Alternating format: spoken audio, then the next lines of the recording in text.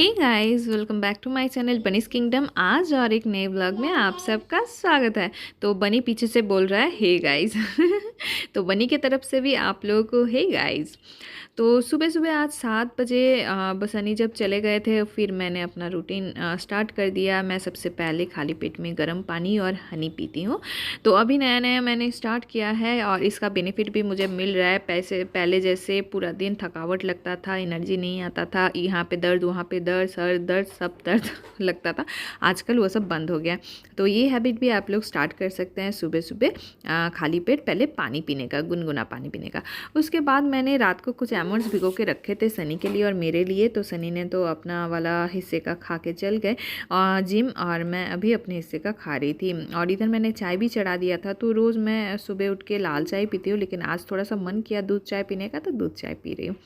और देखिए, ये जो आलमंड्स है, कोई कोई छिलका बिना उतारे भी खाता है, तो वो भी अच्छा है। लेकिन मैं जब प्रेग्नेंट थी तब डॉक्टर बोले थे कि छिलका उतार के खाइए, तो उसका जो बेनिफिट है वो ज़्यादा मिलता है।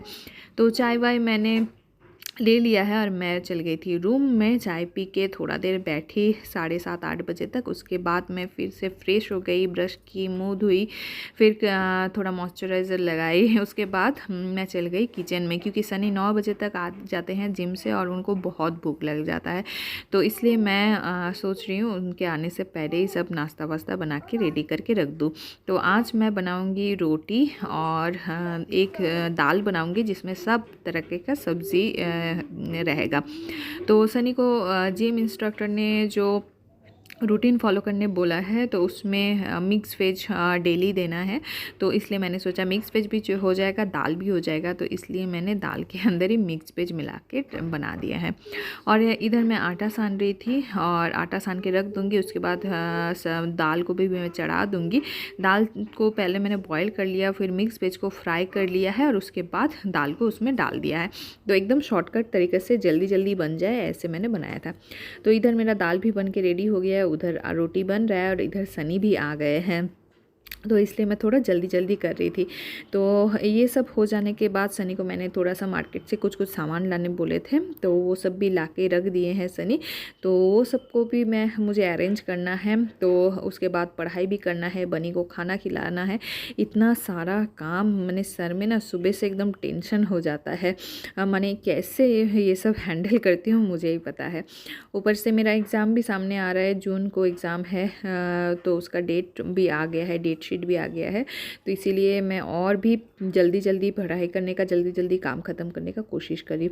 और उधर देखिए वाइट बोर्ड सनी ने ख़रीद लिया है, एकदम बड़ा वाला, ताकि मुझे पढ़ाने में आसानी हो। असल में मैं बचपन से ही बंगाली मीडियम में पढ़ी हूँ और अभी मैं जहाँ से ग्रेजुएशन कर रही हूँ वो टोटली इंग्लिश मीडियम है। मैंने 8 सब्जेक्ट मुझे एग्ज़ाम देना है, 8 के 8 मेरा इंग्लिश में है। तो मुझे थोड़ा सा तो प्रॉब्लम हो रहा है, क्योंकि बुक्स का जो लैंग्वेज है, मैंने भाषा है, वो समझ में तो नहीं आ रहा है। तो इसीलिए सनी अपने हिसाब से मुझे सब कुछ पढ़ा दे रहे हैं ताकि मुझे आसानी हो सके। तो ऐसे ही हैंडल करना पड़ता है और क्या। ऐसे ही थोड़ा सा इधर उधर करके सब कुछ चल ही जाता है, कोई दिक्कत नहीं होता है। और सनी इतना अच्छे से पढ़ाते हैं ना मुझे, तो मुझे और कोई टेंशन ही नहीं। मुझे तो लगता है मैं फर्स्ट डिवीज़न के डिस्टिंक्शन लेके भी पास कर सकती हूँ।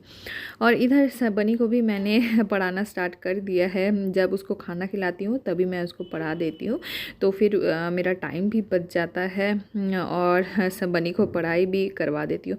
तो जितना भी टाइम मिलता है सब कुछ मैनेज करने का कोशिश करती हूँ, लेकिन कुछ ना कुछ तो छूट ही जाता है।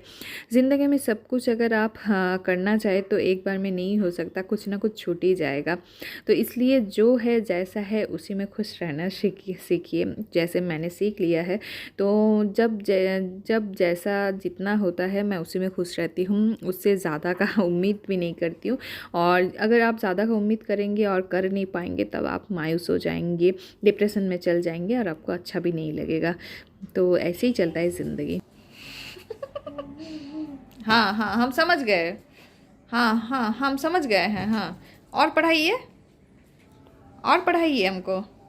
अब लिखने से तो ज़्यादा आप पूछ रहे हैं। ओरी बाबरी, ओरी बाबरी, ओरी बाबरी। तो सबका नाश्ता हो गया है कंप्लीट और मेरा भी हो गया है। और देखिए मैं अभी पढ़ने बैठ गई हूँ। तो सनी ने कल शाम को मुझे एक चैप्टर पढ़ाया था, उससे ही क्वेश्चन आंसर मुझे लिखा दिया था, तो उसी को मैं अभी याद कर रही हूँ। तो मैं ना लिखते लिखते याद करती हूँ, तो इसीलिए मेरा एक रफ कॉपी और एक फ्रेश कॉपी हर वक्त रहता है। और इधर मैंने नहा धो लिया है और बनी को भी नहला धुला दिया है और अभी बज रहे हैं 2। तो अभी मैं आ गई हूँ किचन में और मम्मी ने आधा खाना बना दिया है, जैसे साग हो गया, फिर मूली का भुजिया हो गया, और सुबह तो मैंने दाल बना दिया था और आलू फूल गोभी का एक सब्ज़ी भी बना दिया था, सॉरी भुजिया बना दिया था। तो अभी मैं थोड़ा सा सोच रही हूँ कि अंडा का एक सब्ज़ी बना दूँ। और देखिए आप लोगों के घर में अगर आदमी ज़्यादा और अंडा कम है तो आप लोग भी ये ट्रिक ट्राई कर सकते हैं। देखिए मैंने बैटर एक बना लिया है बेसन और नमक का। उसके बाद जो खुला हुआ हिस्सा है अंडा का, उसको डिप करके ऐसे फ्राई कर लिया। तो अंडा का जो योक है वो निकल के नहीं आएगा। तो और उसके बाद जैसे आप लोग अंडा बनाते हैं वैसे ही आप लोग बना सकते हैं।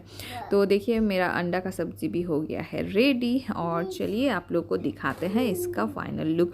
तो जो इसका रेसिपी अगर जानना है तो मैं कभी और दे दूँगी। और इधर सनी भी आ गए हैं ऑफिस से, तो जल्दी जल्दी से मैं खाना बना के खाना भी सर्व कर देती हूँ, क्योंकि उसके बाद थोड़ा सा रेस्ट करूँगी, क्योंकि शाम को उठ के फिर से पढ़ना है। तो आज का व्लॉग इतना ही छोटा सा बनाए थे। आप लोगों को कैसा लगा ज़रूर मुझे कमेंट करके बताइएगा। और जो लोग कमेंट कर रहे हैं मेरे व्लॉग में, उन लोगों को बहुत बहुत थैंक यू मेरा ब्लॉग देखने के लिए और कमेंट करने के लिए। तो चलिए आज का ब्लॉग इतना ही, कल आप लोगों से मिलते हैं और एक नए ब्लॉग में।